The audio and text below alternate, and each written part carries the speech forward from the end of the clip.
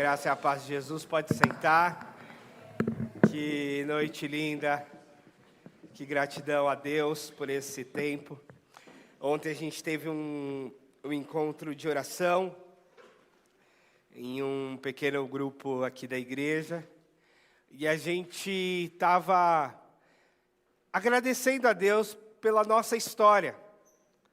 São 6 anos de vida, são 6 anos de trabalho, são 6 anos de sonho, são 6 anos de medo, se o mês vai fechar, se a gente vai pagar as contas.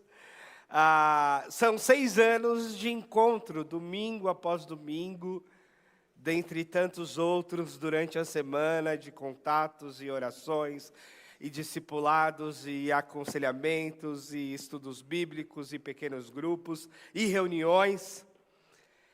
E para você que não conhece tanto assim a nossa história, a gente começa com um pequeno grupo aqui na Zona Norte. A gente se reúne num escritório no primeiro culto, depois em cima de uma loja de roupa, depois a gente vai para o centro num teatro, depois a gente volta para cima da loja, depois a gente vai para uma faculdade, para a faculdade teológica, e depois a gente vai para um salão de festa aqui na Casa Verde, todos esses lugares montando e desmontando estrutura, tendo espaço super precário para as crianças, porque na maioria dos lugares a gente conseguia acomodar mais ou menos os adultos, mas quase nunca acomodar bem as crianças. E há 2 anos e meio a gente chegou aqui. Então a gente falou como isso aqui é a realização de um sonho. Poder pagar esse espaço, poder estar nesse espaço, poder ter um espaço adequado para as nossas crianças, poder ter um espaço bonito, pintado. Há 1 ano a gente começa a parceria com a Igreja Hispana Nova Vida, né, Pastor Fred? E a gente está muito alegre com isso e com os resultados dessa parceria. É a igreja que funciona aqui no domingo à tarde e em outros horários também. Então a gente tem essa história de gratidão a Deus. E quando nasce uma nova igreja, e um dos motivos de nascimento de uma nova igreja, é essa renovação. Era isso que estava no meu coração, lá quando eu comecei a sonhar e convidar algumas pessoas para aquilo que viria a ser a Igreja Batista 21, porque no começo não tinha nem nome, só tinha um sonho. E uma das perspectivas era, e se a gente fizer algo novo? E se a gente começar uma coisa nova?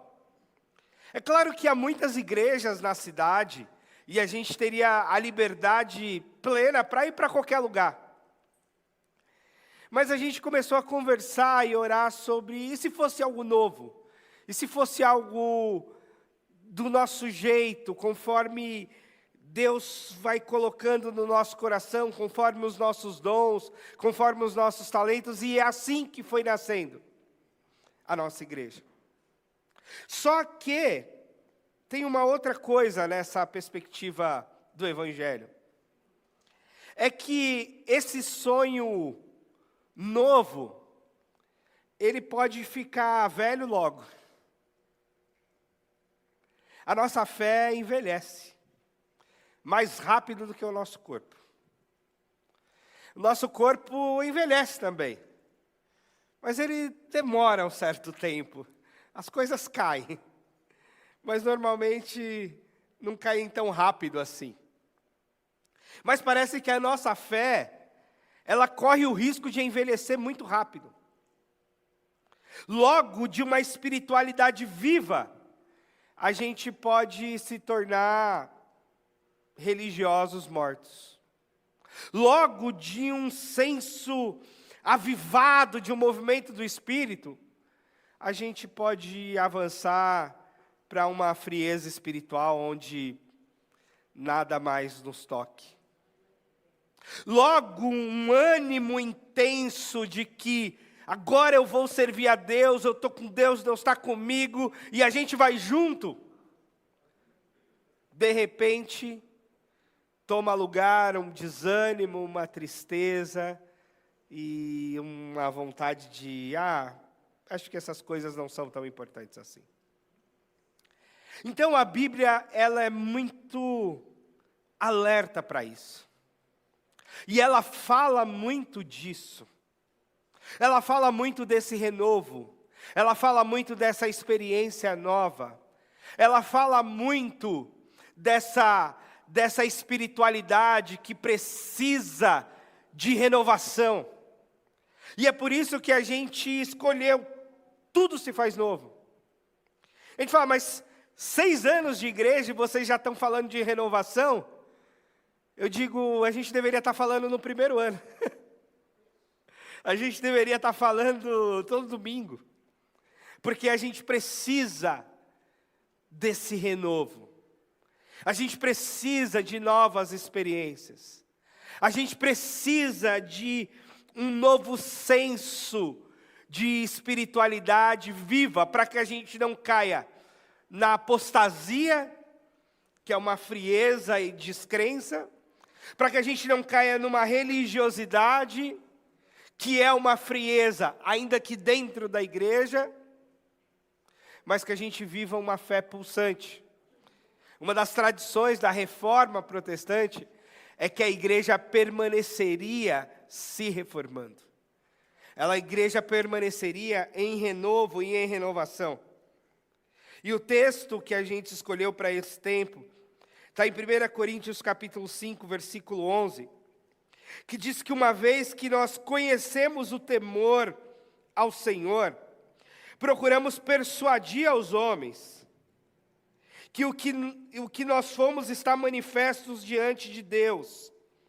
E esperamos que seja manifesto também diante da consciência de vocês.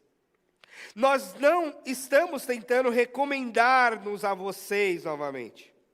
Porém, estamos lhe dando a oportunidade de se exultarem em nós, Paulo escreve para os coríntios, para que tenham o que responder aos que se vangloriam de aparências.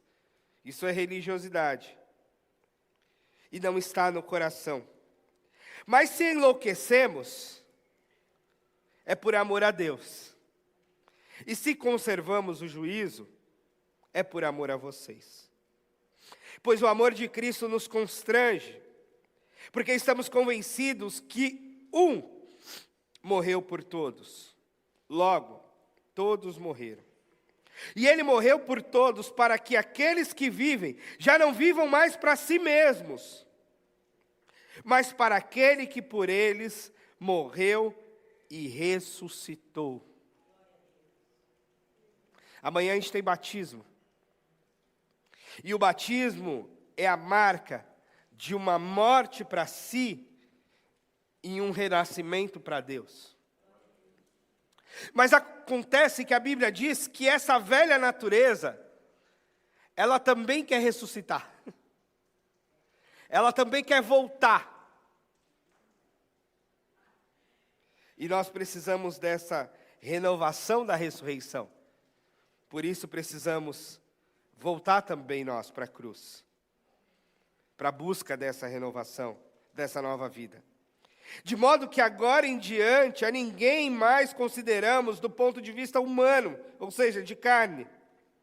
Assim, antes tenhamos considerado Cristo dessa forma, e já não nos consideramos assim, pois se alguém está em Cristo, é nova criação.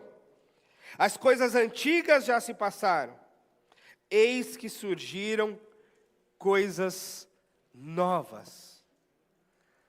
A nossa fé nos propõe uma nova vida, uma nova espiritualidade, uma nova conexão com Deus, uma nova experiência com Deus.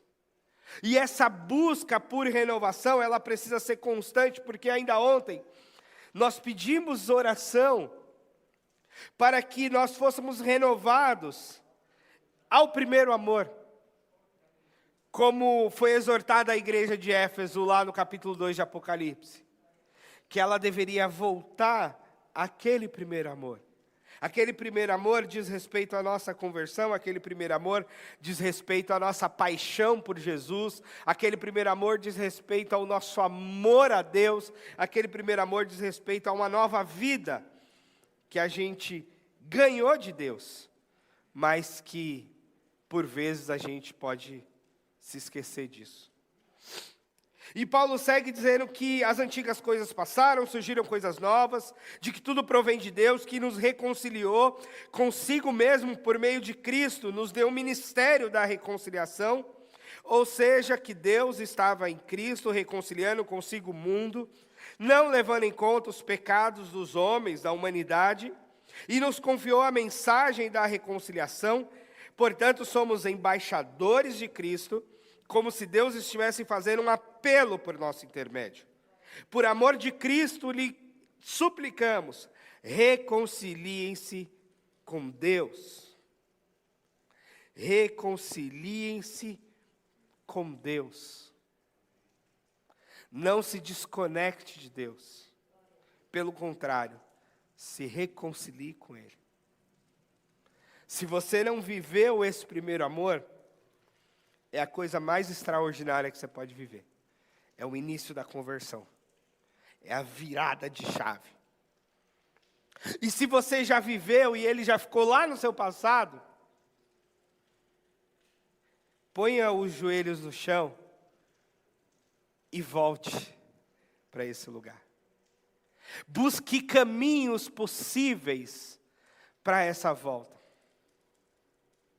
Porque não tem outro lugar para a gente ir, senão a cruz. Não tem outra conexão que nos faça sentido, senão a conexão com o nosso Senhor. E é necessário que a gente faça o caminho dessa ligação, faça o caminho dessa reconexão. Os grandes homens da história da nossa fé, as grandes mulheres da história da nossa fé, viviam experiências de tempos em tempos com Deus. Buscavam a Deus intensamente em alguns momentos da vida. Antes do jejum, por exemplo, ser moda para o emagrecimento, ele era uma disciplina espiritual de consagração e reaproximação do Senhor. Antes do mundo falar em mindfulness, Jesus já saía para o deserto para orar. Antes do mundo falar que nós temos que prestar atenção na nossa respiração, meditar e etc., os homens e as mulheres de Deus já iam para os seus quartos, fechavam a porta, dobravam os seus joelhos e oravam. Então, o nosso inimigo, o inimigo das nossas almas, ele quer nos afastar de Deus, claro. Ele quer nos distrair, ele quer nos atrapalhar. Ele quer causar problemas no nosso caminho e na nossa jornada espiritual. E Paulo diz: reconciliem-se com Deus. Deus tornou-se pecado por nós. Ele não tinha pecado, mas Ele se tornou pecado para que nós nos tornássemos a justiça de Deus. Como cooperadores de Deus, insistimos com vocês, para não receberem a graça de Deus em vão. Paulo diz: a graça de Deus comigo não foi em vão. A graça de Deus na minha vida tem uma marca, tem um sentido, tem um valor. A graça de Deus me alcançou e não foi à toa. A graça de Deus me alcançou e eu não parei, eu não apostatei da fé, eu não peguei a graça de Deus e coloquei numa gaveta da minha casa. A graça de Deus é viva na minha vida. E aí ele diz: eu ouvi no tempo favorável e o socorri no dia da salvação. E digo-lhes que é agora o tempo favorável, que é hoje o dia da salvação. Paulo está escrevendo para a igreja de Corinto. Paulo está escrevendo a sua segunda carta para a igreja de Corinto. Talvez até a terceira, considerando que uma se perdeu no caminho.